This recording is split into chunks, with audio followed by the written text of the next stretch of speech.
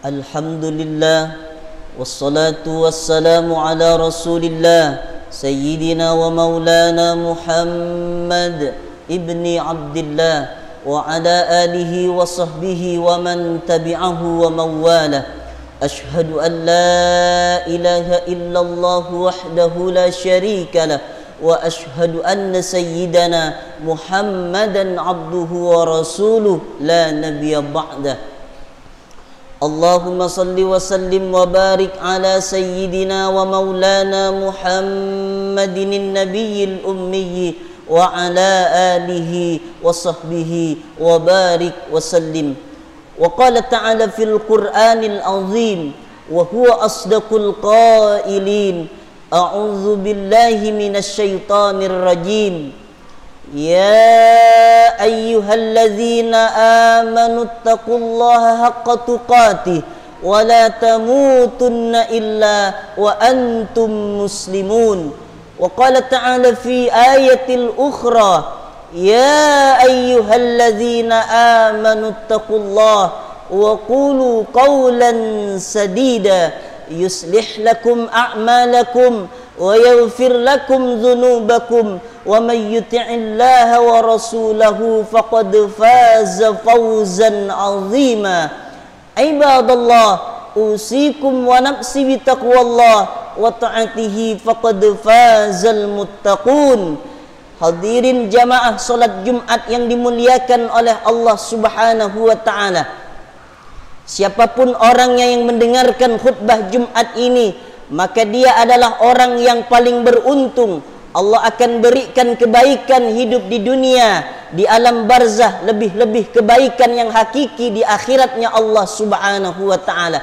Entah dia anak-anak, remaja, dewasa, tua, kita mendengarkan kabar yang sudah diberikan bocoran oleh Nabi sallallahu alaihi wasallam melalui hadis-hadis Rasulullah sallallahu alaihi wasallam yang sahih dan firman-firman dari Allah Subhanahu wa taala. Wa ma yantiqu 'anil hawa in huwa illa wahyu yuha. Semua yang disampaikan oleh Rasulullah itu bukan karena nafsu, itu semuanya adalah wahyu dari Allah Subhanahu wa taala. Mudah-mudahan setelah mendengarkan ini makin bertambah amal soleh kita, meningkat keimanan kita di hadapan Allah Subhanahu wa taala. Ketika datang malaikat maut, maka kita tidak bisa berbuat apa-apa. Hanya kita menunggu saja, tinggal penarikan ruh dari jasad kita saja. Ketika datang malaikat maut, orang-orang yang beriman akan wafat, maka datang 3 malaikat. Malaikat maut tepat di ubun-ubun kepala orang yang ingin sakaratul maut, dan di pinggir kanan dan kirinya malaikat rahmah yang membawa kain kafan dari surganya Allah Subhanahu wa taala. Kemudian malaikat itu akan berkata, keluarlah ruh yang dirahmati dan mendapatkan karunia Allah. Maka saat itu ruh keluar dengan cepat, seperti keluarnya air dari mulut kendi, sangat cepat sekali.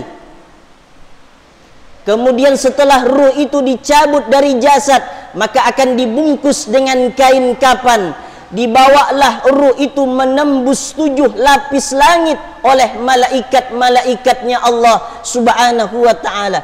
Saat ruh itu dicabut dari jasad, maka malaikat akan berkata, ya ayyatuhan nafsul mutmainnah, wahai jiwa-jiwa yang tenang, wahai jiwa yang baik, irji'i ila rabbiki radiyatan mardiyah, pulanglah engkau kepada Tuhanmu dalam keadaan ridha dan ridhoi. Engkau ridha melaksanakan perintahku, kata Allah, perintah salat Jumat berjamaah, amal-amal soleh, salat fardu, rajin membaca Al-Quran, kau buat bekal yang banyak untuk akhiratmu di alam barzahmu, maka aku pun ridha menyambut kedatanganmu. Fadkhuli fi ibadi, saking ridhonya Allah dengan orang ini, masuklah engkau ke dalam golongan hamba-hambaku. Wadkhuli jannati, yaitu hamba-hamba Allah yang sudah dijanjikan surga oleh Allah Subhanahu wa ta'ala. Dibawalah ruh ini menembus 7 lapis langit oleh para malaikatnya Allah Subhanahu wa ta'ala. Kemudian kata Nabi, fastaftahu lahumul bab. Malaikat meminta supaya dibukakan pintu langit pertama sampai pintu langit ketujuh. Malaikat saat itu berkata, semoga ruh ini melewati kami semua, karena saking bau wanginya seperti bau minyak kasturi. Begitu kata Rasulullah sallallahu alaihi wasallam. Ketika sampai di pintu langit yang ketujuh, Allah berfirman, a'iduhu ilal ardi, sesungguhnya aku menciptakan hambaku ini dari tanah, balikkanlah dia ke tanah. Disitulah aku nanti akan membangkitkan, disitulah aku menciptakan hambaku, disitu juga nanti aku akan membangkitkan hambaku. Dibawalah ruh ini turun lagi untuk berjumpa dengan jasad yang diantar oleh tetangga, oleh saudaranya, handai tolannya, diantar ke tempat pengistirahatan terakhir alam barzah. Ketika jasad ini sudah dimasukkan ke dalam liang lahat, maka ikutlah ruh bersama jasad dia masuk ke dalamnya. Dalam riwayat kata Nabi sallallahu alaihi wasallam, ruh itu akan mendengar 3 langkah sendal orang yang ikut ke area perkuburan ketika dia akan pulang. Dalam riwayat kata Nabi sallallahu alaihi wasallam, ruh itu masih mendengar 3 langkah dari orang yang ikut ke area perkuburan. Kemudian datanglah malaikatnya Allah subhanahu wa ta'ala. 2 malaikat penanya, malaikat Munkar dan Nakir, mendudukkan mayat ini. Dalam hadisnya yang sahih, Rasulullah menyampaikan, malaikat akan bertanya kepada orang ini, marrabbuka, siapa Tuhanmu, waman nabiyuka, siapa nabimu. Kemudian akan ditanya, wama imamuka, apa imammu. Ini dulu yang pernah kita dengarkan dari guru-guru ngaji kita. Ternyata itu adalah betul, hadisnya sahih disampaikan oleh Rasulullah sallallahu alaihi wasallam. Kalau dia orang yang beriman kepada Allah, maka dia akan sanggup menjawab pertanyaan malaikat Munkar dan Nakir. Yusabbitullahu alladhina amanu bil qawli sabit fil hayatid dunya wa fil akhirah. Begitu kata Allah dalam Al-Quran. Allah akan meneguhkan, mengokohkan, menguatkan lisan orang yang beriman kepada Allah, baik di dunia, di alam barzahnya, di alam akhiratnya. Dia dibantu oleh Allah menjawab pertanyaan malaikat Munkar dan Nakirnya Allah subhanahu wa ta'ala. Setelah dia selesai menjawab pertanyaan malaikat Munkar dan Nakir, apa kata Nabi sallallahu alaihi wasallam? Dibukakanlah pintu neraka oleh malaikat, ditunjukkanlah dengan berbagai macam siksaan bau yang tidak sedap, gambaran-gambaran siksaan neraka oleh Allah subhanahu wa ta'ala. Mayat ini merasakan ketakutan, kemudian seketika itu ditutup oleh malaikatnya Allah subhanahu wa ta'ala. Di sini bukan tempatmu, Allah sudah merahmati atas karunia Allah subhanahu wa ta'ala. Kemudian dibuka lagi pintu surganya oleh Allah, oleh malaikatnya Allah subhanahu wa ta'ala. Dibuka pintu surganya oleh malaikatnya Allah subhanahu wa ta'ala dengan segala macam kenikmatan, bau yang sangat wangi luar biasa dihadirkan oleh Allah subhanahu wa ta'ala. Waftahu lahu baban ilal jannah. Begitu kata Nabi sallallahu alaihi wasallam, dibukakan pintu surganya oleh Allah subhanahu wa ta'ala. Dia melihat dan menikmati bau nikmat surganya yang dihadirkan oleh Allah subhanahu wa ta'ala. Tapi dia belum bisa untuk menikmati masuk dalam surganya sebelum hari kiamatul kubra itu terjadi, sebelum kiamat besar itu terjadi. Begitu gambaran orang yang beriman ketika dia wafat menghadap Allah subhanahu wa ta'ala. Kemudian Allah hadirkan kepada orang yang beriman ini sosok yang wangi, baunya seperti wangi dari minyak kasturi, akan menemani dia sampai hari kiamat. Orang ini akan bertanya, man anta, siapa engkau? Ana a'malukas soleh fid dunya, aku adalah amal solehmu waktu di dunia. Bacaan Al-Quran, solat Jumat berjamaahmu, bacaan salawatmu, zikirmu, puasa sunnahmu, sodakohmu. Dia akan berwujud amal yang soleh akan berwujud orang yang wangi luar biasa menemani dia sampai hari kiamat itu tiba. Kebahagiaan-kebahagiaan dihantarkan oleh Allah Subhanahu wa taala. Kehidupan setelah kematian, ternyata masih ada kehidupan lagi setelah kehidupan di dunia. Waktu dulu kita hidup di alam rahim, di alam rahimnya seorang ibu, kemudian kita dilahirkan ke alam dunia. Hidup kita 63 tahun kita hidup. Kemudian ada lagi kehidupan di alam barzah dan kehidupan yang kekal abadi di alam akhiratnya Allah Subhanahu wa taala. Di alam barzah itulah orang-orang yang beriman kepada Allah, dia akan mendapatkan kenikmatan. Kalau kita lihat kuburan yang kita antarkan saudara kita yang sudah wafat, dalamnya hanya 2 meter sempit saja. Itu hanyalah sekilas pandangan kita di dunia.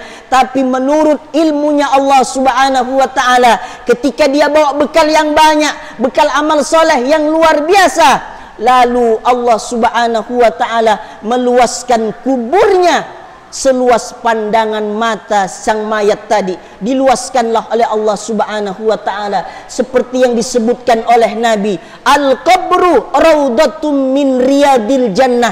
Jadilah kuburnya bagian daripada taman-taman surganya Allah Subhanahu wa taala. Dia mendapatkan kenikmatan dari Allah Subhanahu wa taala. Berbeda dengan orang yang kafir, orang yang tak bawa iman, orang yang munafik, orang musyrik yang tidak bertaubat kepada Allah. Dia mati dalam keadaan tidak bawa iman. Datanglah 3 malaikat, malaikat maut tepat di ubun-ubunnya, di pinggir kiri kanannya, malaikat-malaikat penyiksa yang membawa kain kapan dari neraka Allah Subhanahu wa taala. Kemudian malaikat akan berkata, ya ayyatuhan nafsul khabisah, wahai jiwa yang keruh, wahai jiwa yang kotor, keluarlah engkau. Disentapkan oleh malaikat maut dengan 1 kali sentapan. Kemudian dibawalah ruh itu untuk menuju pintu langit. Malaikat berkata, kata Rasulullah, semoga orang ini tidak melewati kami saking busuknya. Bahkan kata Nabi, lebih busuk dari bau bangkai. Ini adalah orang yang tidak beriman kepada Allah Subhanahu wa taala.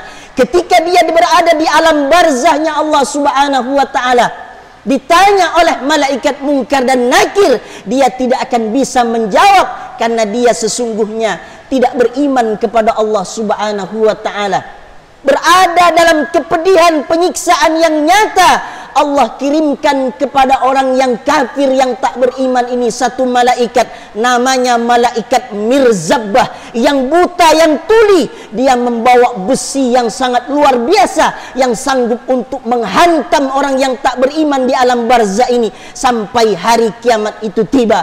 Na'udzubillah summa na'udzubillah. Dia berada dalam kepedihan yang sangat luar biasa. Penyiksaan di alam barzah ternyata itu adalah benar. Ketika Rasulullah sallallahu alaihi wasallam berada di atas keledai, di samping itu ada kuburan tua.